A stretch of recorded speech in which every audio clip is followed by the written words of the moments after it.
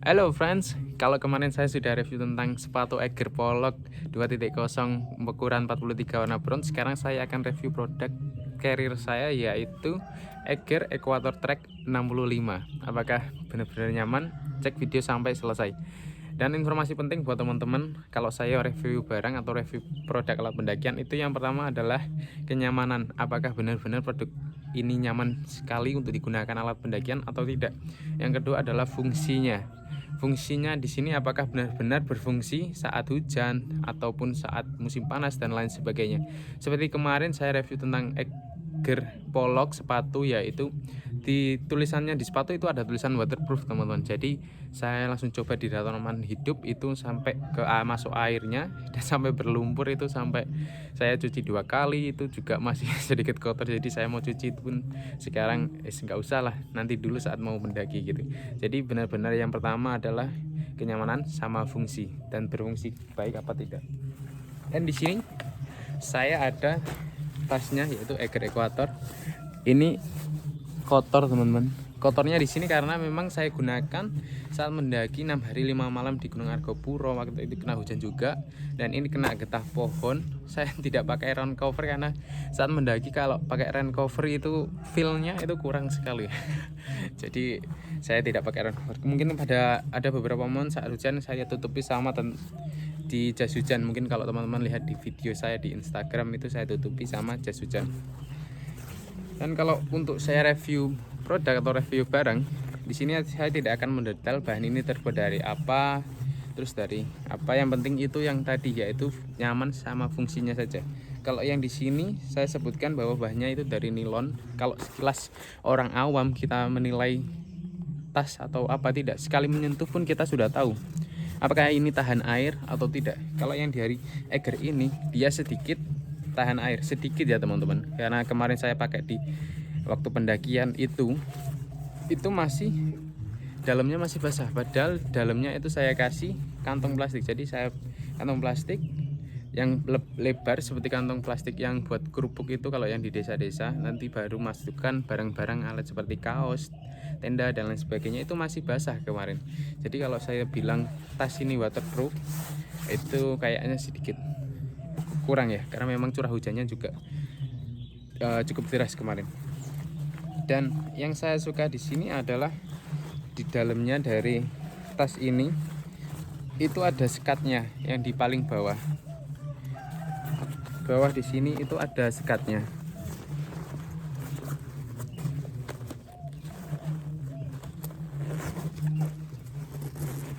Ini sekatnya. Dan saya kalau yang di bawah di sini, saya kemarin itu saya kasih sleeping bag. Jadi saya kasih sleeping bag itu kan biasanya ada, sebenarnya ada wadahnya sendiri ya sleeping bag, tapi karena mungkin saya juga akan hujan jadi saya kasih plastik. Nah waktu saya kasih plastik pun sekali plastik loreng yang hitam putih itu teman-teman, yang besar, dan dia masih bocor di dalamnya, jadi masih basah sleeping bag saya. Jadi waktu tidur itu saya dingin banget nggak pakai sleeping bag. Saya pikir itu kalau sekali waktu mendaki gunung saya kasih plastik, dia tidak akan masuk ke kainnya atau bahannya. Jadi ternyata malah salah saya. Mungkin kalau misalkan next pendakian ke gunung atau musim hujan akan saya kasih double plastiknya. Jadi saya kasih satu, saya kasih satu lagi. Kemarin karena memang masih hujan jadi basah semua. Dan yang kedua ada di sini adalah adanya space untuk water bladder atau tempat minum di dalam sini. Di dalam sini teman-teman. Nah, ini yang saya tarik ini ada tempat minumnya. Cuman teman-teman, kalau misalkan teman-teman bawa tempat minum, dia pun sedikit susah karena tempat minum itu dia benar-benar kecil. Cuman kalau waktu kita isi air dia akan menggelembung. Saat kita masukkan di tas ini, space-nya dia akan berkurang. Nah, ini space dia akan berkurang. Ini kelihatan nggak teman-teman? Oh ya, ini ya, yang saya tarik ini. Nah ini, kalau kita akan masukkan di sini dia akan mengembang, dia akan malah memenuhi space untuk alat-alat yang lain. Jadi biasanya saya kalau mendaki, kalau misalkan 2 hari 3 hari saya pakai water bladder. Kalau misalkan 4 hari lebih atau sampai 6 hari saya tidak pakai, karena memang dibutuhkan space yang banyak kalau waktu 6 hari itu. Dan yang di sini ada kompartemennya, yaitu atas, dalam. Biasanya saya kasih obat-obatan sama headlamp, jadi tidak perlu cari-cari ke dalam-dalam. Sama yang di sini, kalau di sini mungkin di atas sendiri saya tidak kasih apa-apa, mungkin cuma kain atau jas hujan yang atas sini. Terus yang di depan sini sama trekking pole untuk pendakian. Sama di sini juga. Lah kemarin mata saya itu saya kaitkan di sini, di samping. Sebenarnya saya juga cukup ragu-ragu karena Eiger di sini, Eiger Equator Trek ini berbeda dengan tas carrier lainnya. Yang paling membedakan di sini adalah busanya itu tidak ada. Apakah ini tidak ada atau bagaimana? Dia itu tipis sekali. Nah, berbeda dengan saya kemarin pakai Ares sama Osprey. Dia itu busanya itu tebal banget, sama seperti yang ini. Kurang lebih kalau misalnya busanya itu yang sama seperti yang di dalam sini saya kira. Ternyata tidak, ini tipis banget. Dan kemarin sudah saya yang pertama itu pakai di Arjuno, itu di sini saya itu sakit, teman-teman. Sakit mungkin karena salah packingan ya. Packing itu harus sesuai. Misalkan teman-teman packing aqua atau packing alat berat itu berat sebelah, misalnya beratnya di sebelah kiri. Yang sakit teman-teman akan nanti sebelah kiri, bahu sebelah kiri atau punggungnya. Di sini akan seperti apa? Ya sakit gitu ya. Kalau jadi kita packingnya itu harus sesuai dengan berat, itu sesuai bawah, kanan, kiri, tengah, sama atas. Jadi benar-benar nyaman di punggung. Dan penting juga bahwa kalau misalkan teman-teman melihat review saya bilang di sini tas Eiger ini cocok buat teman-teman. Kalian jangan langsung percaya, karena setiap orang itu memiliki struktur punggung berbeda-beda, bahu berbeda-beda. Saya pakai di sini nyaman.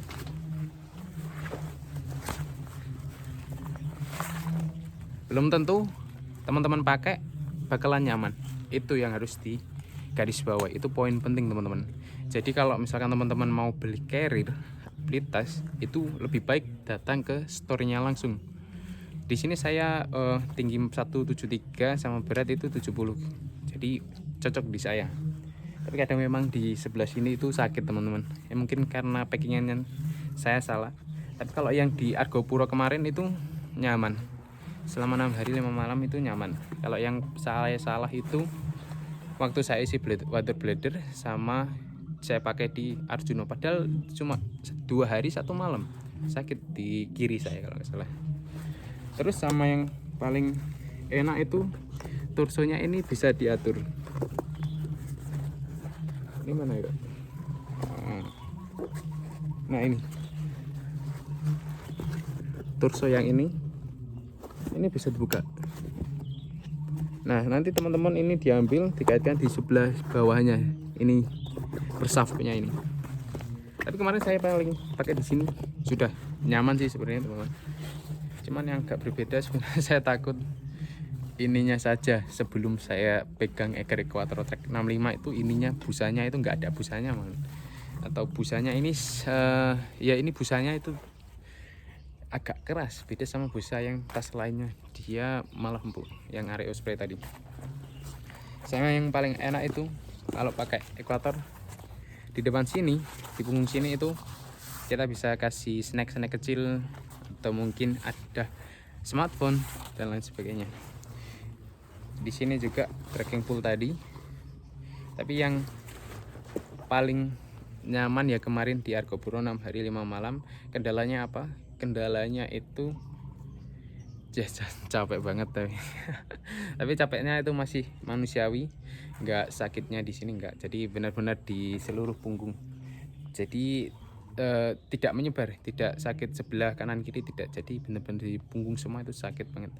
Cuman kalau waktu berangkat kemarin itu dia agak oleng, yang tas carry agak miring sedikit itu, jadi sakit sedikit di kanan atau kiri saya lupa.